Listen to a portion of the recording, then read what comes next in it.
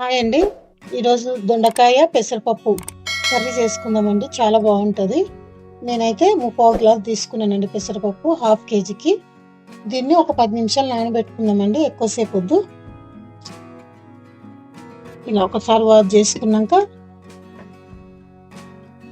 మళ్ళీ కొన్ని నీళ్ళు పోసి ఒకసారి వాష్ చేసుకున్నాక వాటర్ పోసుకోవాలండి. ఒక 10 నిమిషాలు నానితే సరిపోతుందండి. దొండకాయలు పోసుకున్నంతసేపు నానితే చాలు. చూడండి, ఇలా సన్నగా కోసుకొని పెట్టుకుంటున్నాను నేను.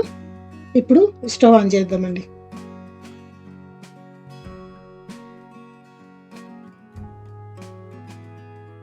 నేను 2 గంటల ఆయిల్ పోసుకుంటున్నానండి. హాఫ్ కేజీకి 2 గంటలు పడుతుంది. కొద్దిగా జీలకర్ర ఆవాలు వేసుకుంటున్నానండి. నూనె వేడెక్కినాక ఇప్పుడు ఇందులో దొండకాయలు వేసుకుంటున్నాను.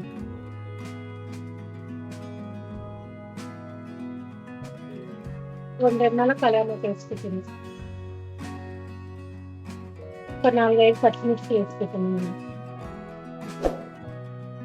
చికెన్ పచ్చిమిర్చి వేసుకున్నాక ఒకసారి వేసుకున్నానండి.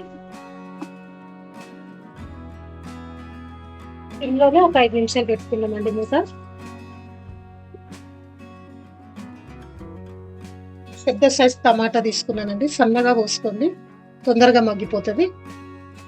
చిన్న అయితే 2 తీసుకోండి, పెద్దది ఒక టమాటా ఉంటే ఒకటి తీసేసుకోండి. నేను ఒక టమాటా వేసుకున్నాను. ఇందాక పెసరపప్పు 10 నిమిషాలు నానబెట్టుకున్నాం కదండి, అది ఇప్పుడు వేసుకుందాం. ఇలా ఒకసారి మొత్తం కలుపుకొని, ఇలా మొత్తం కలుపుకున్నాక టమాటా పెసరపప్పు కొద్దిగా మగ్గుతుందండి. మళ్ళీ ఒక 5 నిమిషాలు సిమ్లోనే పెట్టుకుందాము. చూడండి, 5 నిమిషాలు అన్నాక మొత్తం టమాటా పెసరపప్పు మగ్గిపోయిందండి.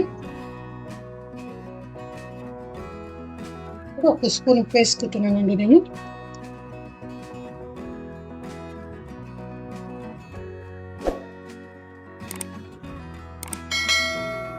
వేసుకున్నాక ఒక స్పూన్ కారం వేసుకున్నామండి. పచ్చిమిర్చి వేసాం కదా, ఒకటి సరిపోతుందండి. ఇలా మొత్తం ఒకసారి కలుపుకున్నాక ఇంకొక 5 నిమిషాలు సిమ్లోనే మూత పెట్టేస్తామండి. అయిపోతుంది కూడా.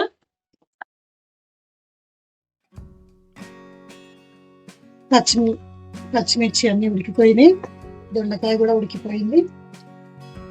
లాస్ట్లో కొత్తిమీర వేసుకుందామండి.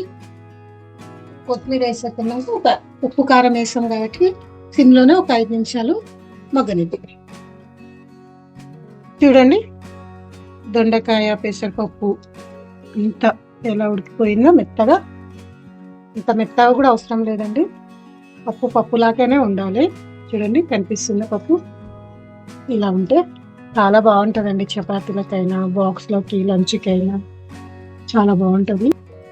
మీకు ఈ కూర నచ్చితే లైక్ చేయండి, షేర్ చేయండి. మీరు కూడా ఈ కూరని ట్రై చేయండి. ఎలా వచ్చిందో కామెంట్స్ పెట్టండి.